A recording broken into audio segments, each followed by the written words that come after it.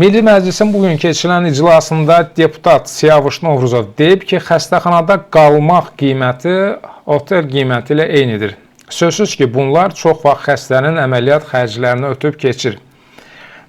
Və o qeyd edib ki, apteklərlə bağlı məsələdə də ciddi problemlər var. Çünki pulsuz verilən dərmanlar bəzən bir rayonda bir aptekə göndərilir. Çox vaxt insanlar saatlarla, bəzən də günlərlə həmin apteklərdən ona dövlət tərəfindən ayrılan dərmanları ala bilmir. Bu da çox ciddi problemlər yaradır. Və deputat Siyavuş Novruzov onu da söyləyib ki, icbari tibbi sığortanın sənədləşmə prosesi sadələşdirilməlidir. O qeyd edib ki, vətəndaş aidiyyəti qurumla xəstəxana arasında qalmamalıdır. Çünki insanlar müalicəyə gedirlər və sənədləşmə prosesinin asan olması vacibdir.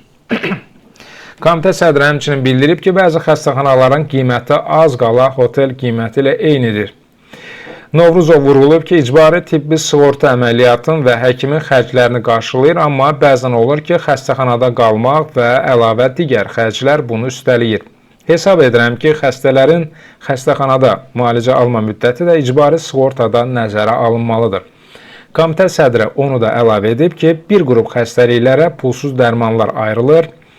Amma bu cür xəstələr üçün hər rayonda cəmi bir aptek yaradılıb və bəzən bu apteklərdə uzun növbələr olur və insanlar bu dərmanları almaqda çox çətinliklər çəkirlər.